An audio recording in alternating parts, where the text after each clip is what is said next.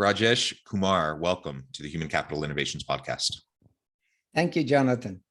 It is a pleasure to be with you. You're joining us from the Philadelphia area. I'm south of Salt Lake City in Utah. Today, we're going to be talking about how a lack of understanding of the national culture impacts a company's global performance. Now, of course, many companies function domestically in whatever country they happen to be stationed in, but we have many multinational and cross-national firms that are not only trying to understand their headquartered culture in the nation where they're headquartered, but really in every country where they have an office or a function, or even if they have a distributed remote team with no physical office space in a given country, they still need to have cross-cultural competencies and sensitivities if they hope to bring everyone together to have a dynamic team and to help everyone perform at peak levels so that the company can perform well and provide value to the marketplace. But that's easier said than done. So that's what we're going to be exploring together. As we get started, I wanted to share Rajesh's bio with everybody. Dr. Rajesh Kumar is a consultant and retired business academic specializing in global business. He has an undergraduate and master's degree in economics from the University of Delhi, an MBA from Rutgers University, and a PhD in international business from the Stern School of Business at New York University. He is also a certified global dexterity trainer. Originally from India, Dr. Kumar has lived and worked in the United States, France, Finland, Netherlands, New Zealand, Denmark, and the United Kingdom. He has taught at Penn State, Ohio State, Babson College, and Menlo College in the United States, the University of Nottingham in the UK, and the University of Aarhus in Denmark, among others. Dr. Kumar specializes in the art of doing business across cultural boundaries. And I could go on and on and on, but I'm going to pause there, give you a chance to share anything else about yourself, your background, and then we'll launch on into the conversation. Right. So originally I'm from India, and I got interested in cross-cultural issues based on my own cross-cultural journey as I moved from India to the UK and then to the United States. So I was coming from a collectivistic culture, moving to a more individualistic culture. So I myself had to undergo some cultural shocks and cultural trauma. And so that was really the start of my cross-cultural journey, but at the same time, also the start of my foray into cross-cultural exploration, and why eventually I got my PhD in international business from New York University. And in my thesis, and this is going back to mid-80s, late 80s, I was exploring how cultural differences between Americans and Japanese shaped their negotiating style.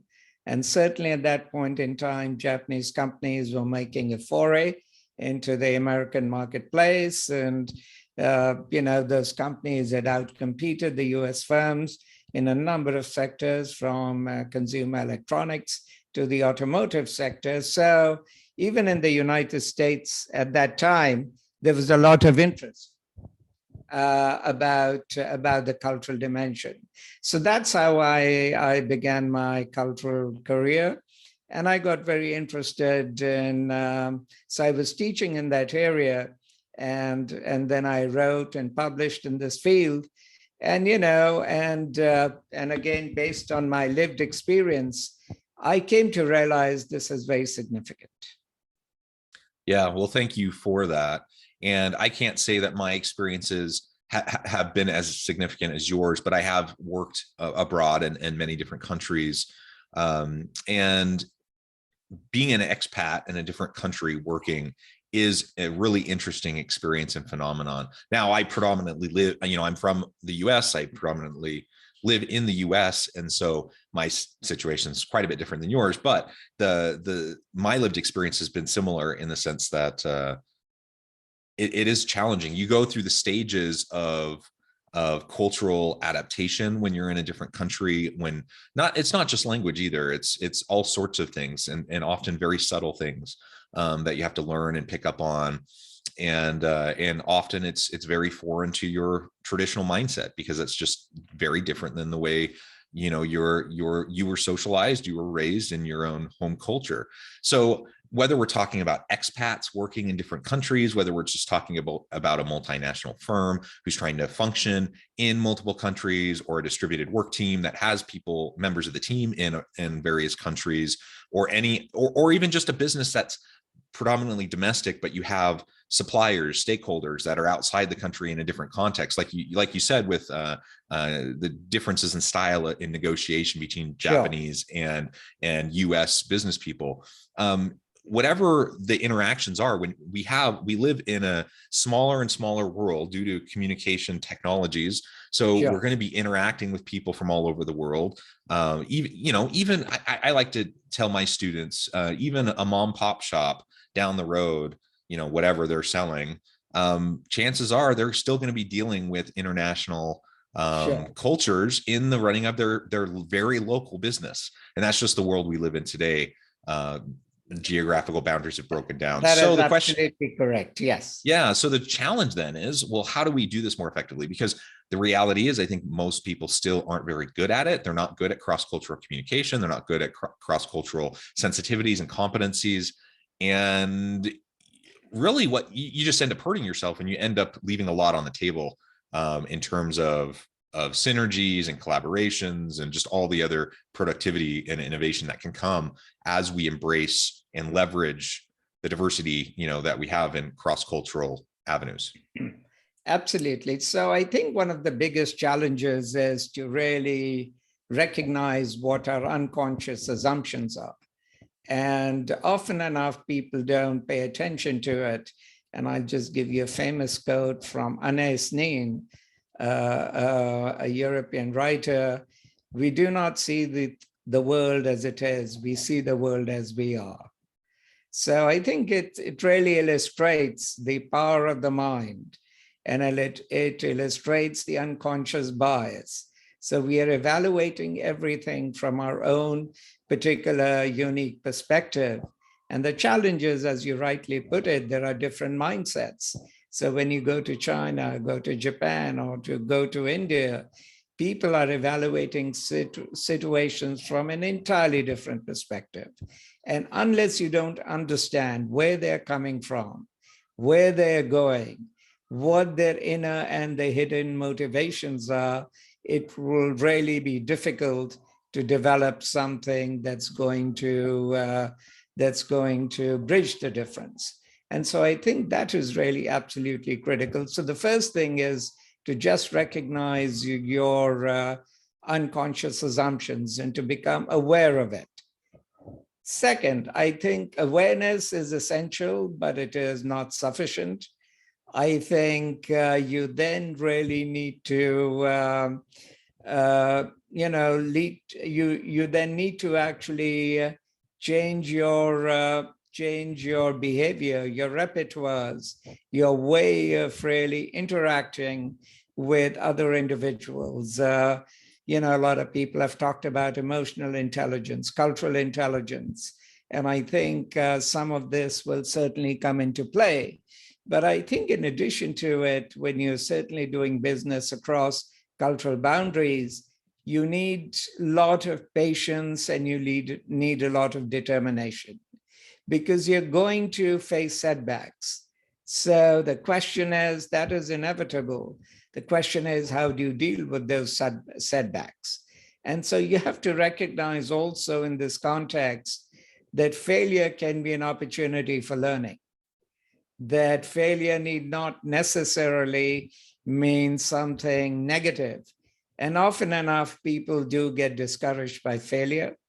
And I think it's important to draw the right conclusions and the right inferences from failure, especially in a cross-cultural context. Finally, I would also say it's important to, if you're going to a country such as China, Japan, or India, it's helpful to have somebody who can introduce you to the right people.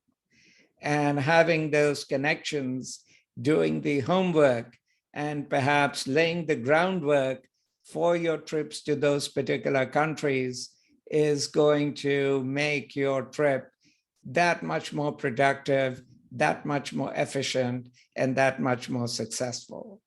So there's a lot of homework actually that you need to do. And so you've got to, in some, change your mindset, develop some of those skills that I alluded to. Think about the long term and think about learning from failure rather than rejecting failure. And do not jump to hasty conclusions or judgments. So when something goes wrong, as human psychology tells us, we tend to blame the other party automatically. It is the default assumption that we often have. And yet that is completely unhelpful in this particular situation. And you may be completely off base, because why an individual behaved in a particular way, there might be multiple reasons, and not the one that you think is responsible for that behavior. So I would also say avoid making premature judgments unless you have all of the information that is available to you. And finally, recognize that each individual is different. So stereotypes may give you some broad information, but relying on them is extremely unhelpful. Yeah, that is great advice. And you highlight, several of the challenges that we face and some of the steps we can take to try to overcome those, as we're trying to develop our cross-cultural competencies and capabilities. And as we were talking about earlier in the interview, and this is essential if we want to be productive in a globalized world, in an interconnected world, we have to develop these competencies. And I suspect that pretty much everyone who's listening today or watching, that they are nodding their heads and they're saying, yeah, of course.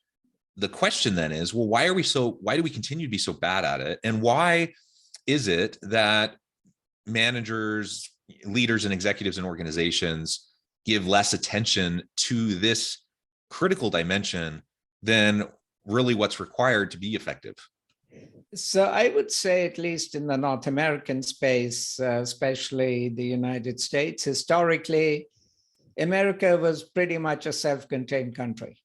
And even about 30, 40 years ago, the level of exports as a percentage of GDP were relatively low compared to European countries, which are much more integrated and historically have had greater interactions. So I would say that there was, at least in this culture, traditionally a sense of insularity. And of course, I think it takes time for that to change. And at least many, many decades ago, I'm not sure what the situation right now is, but many, many, many, many years ago, I think many CEOs of US companies did not have global experience. And has that changed now? Yeah, I think that's a good point. And many do have that experience, or at least to some extent, limited experience. Yes. That again helps them to recognize the importance. So but as we 40 years ago, I don't think that was the case. Yeah. But we get to today, and most people recognize the need. They recognize the pace of globalization, connectivity, and all of that. And yet the problem still persists. And I think of expat workers, for example. There's a lot of research in the area of effective expat assignments and why do expat assignments fail and such, right? They continue to have abysmal success rates. They do. In expat assignments. And one of the biggest reasons for that is lack of cross-cultural awareness and competencies. Right.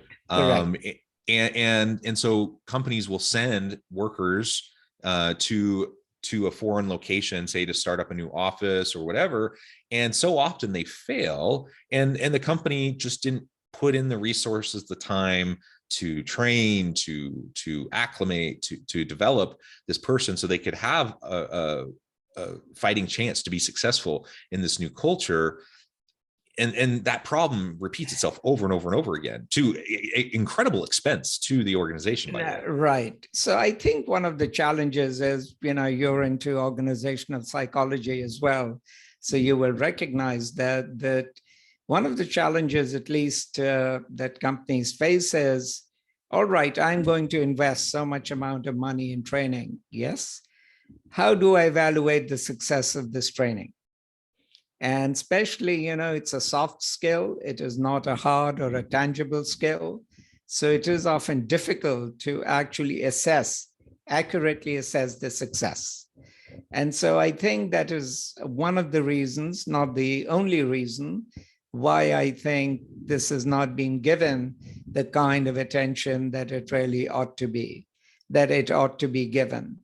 The second thing, in fact, I was just in a chat with a group of interculturalists before I came on this podcast, and I think they were saying the same thing, that it's very hard to sell this to the corporation. Because for a variety of different reasons. And another consultant told me that they get called in when there is a problem. So even though at an abstract level, there is an understanding about the role of culture and all of this, in practical terms, I'm sure there are companies that are exceptions, but at a practical level, I think this just does not, capture the attention of the top management or middle management at that level.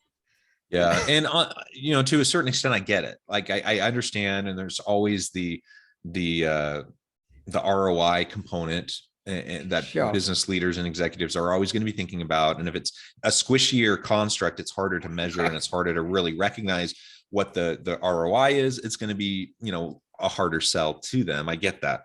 But man, the research is so clear on this. It is absolutely. And so anyone listening, if you're even a little doubtful, I encourage you, reach out to me, reach out to Rajesh. We can point you towards the research. Let's make sure we're investing in our people so they have a chance to be successful in these foreign assignments and in a cross-cultural environment. And there's many things we can look at in how to make that more effective. But one of the things, I think about my experiences working abroad. And for me, I don't know, for whatever reason, it's something I've always really enjoyed. It's something I feel like I'm pretty flexible and adaptable. And I feel like I can kind of roll with the punches.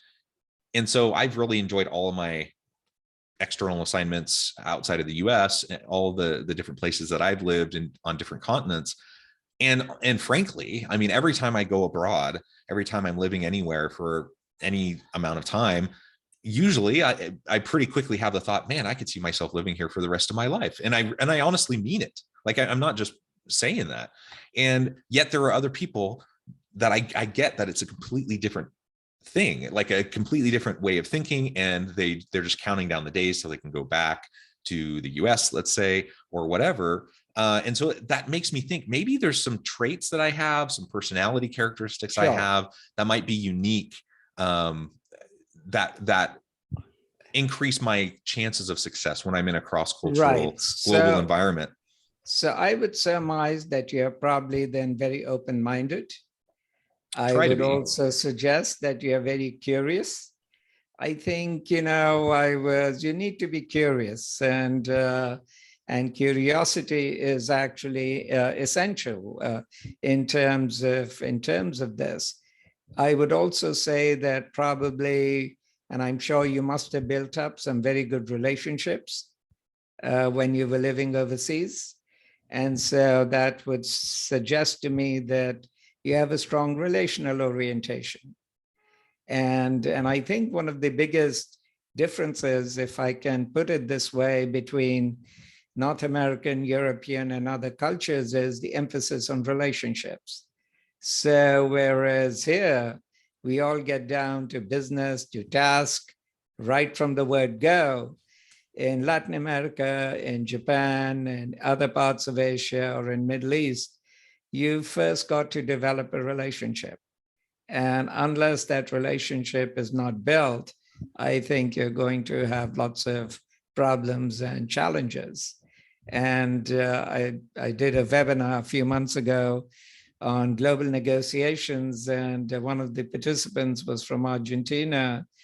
And she was saying that, if it's the same US company, say in Argentina, but they keep on changing their managers so often. And so from the standpoint of the local Argentinians, when a new person comes, it means building the relationship all over again. And so, the sensitivity to relationship, the ability to have a certain kind of emotional attunement is, I think, very, very critical in terms of building, crossing across borders. So I suspect you probably have some of those skills, and maybe you're probably also very patient and resilient in terms of coping with the unique challenges of being in a global, in terms of living globally.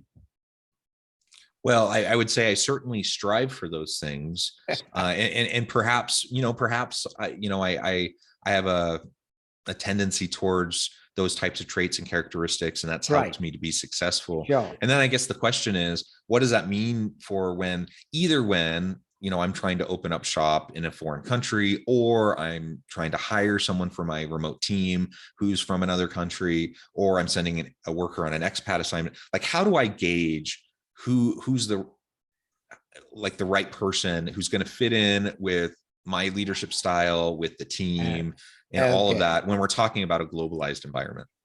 Right. So, I would say you can use two approaches. You can do an informal assessment in the sense that as a manager, you know all your subordinates, you know what that particular culture would demand, and you can sense perhaps what kind of traits these particular individuals possess. Yes. On the other hand, if you want to go to a more formal route, you have cross-cultural assessment and coaching. You have a lot of consultants that work in that area. So you can actually do a more sophisticated psychometric analysis as well. So, I think you have, and depending on the organization, in some organizations, they already have that inbuilt in them, in their HR departments. So for a smaller company, it might be a different issue, but for a bigger company, they probably already have some of those standard inbuilt procedures for assessing, and then coaching. And so, because I think coaching also becomes important. And I know there are many expat coaches who are hired by companies to actually brief the individual, the family, in terms of what they might expect in a new assignment. So I think there are different ways of doing this, and depending on the company, on the resources that you have, you can use the approach that would be most appropriate for you. Yeah, that's good. And you mentioned something right on the tail end of that comment about not only the employee, but the families of the employee. Absolutely. Right? Yes. And that's something I think a lot of organizations overlook. So even if an organization, say, is going to send someone on an expat assignment, and they they dump training into them, they try to help them be prepared, maybe even language training, cross-cultural training, whatever. But guess what? The whole family's going. And guess what? Exactly. If the family isn't able to adapt, it's also not going to be successful. Absolutely. And so many expat assignments fail because, not necessarily even because of the employee, but because of the trailing spouse or the kids who are having struggles in country or whatever. And so they end up coming home early, or they're just miserable and they can't function. And so you can't underestimate, the importance of a holistic family approach. And even if the person's single, they don't have a spouse, children, what kind of social support will they have in country when they're on this foreign assignment? Because social support is one of the major identifiers and predictors of success. And so if they don't have that, they're likely to struggle. Right, absolutely. And I think you bring up, an interesting point, and it does have implications for companies. So what this would suggest is that for companies that are expanding in a number of different countries, I think you need to have the resources to sustain that expansion, and resources not just financial, but also managerial. which means that for a smaller to a medium-sized company, international expansion is more challenging, is more difficult. And so they really need to be very focused, because otherwise they might not really be so successful. For the larger Fortune 500 companies, that's not so much of an issue. It's really more a question of awareness and having the inbuilt HR department to be able to do all of this. So, but yeah, I mean, this training is absolutely vital and essential. Yeah. Rajesh, it has just been a pleasure. We've only scratched the surface. There's so much more detail we could get into and that we could explore on this topic, but that's going to have to suffice for today. Before we wrap up for today, I just wanted to give you a chance to share with listeners how they can connect with you, find out more about your work, and then give us a final word on the topic for today. Right. So, if you're interested, you can connect with me either on LinkedIn or on my website, or through my website, www.globalstrategicadvisory.com. So my concluding thought is culture is absolutely vital. Understanding cultural differences will make or break your company in your global market. So pay attention to it. Wonderful. Thank you so much. It's been a pleasure. I encourage listeners to reach out, get connected, find out more about what Rajesh and his team can do for you. And as always, I hope everyone can stay healthy and safe, that you can find meaning and purpose at work each and every day. And I hope you all have a great week.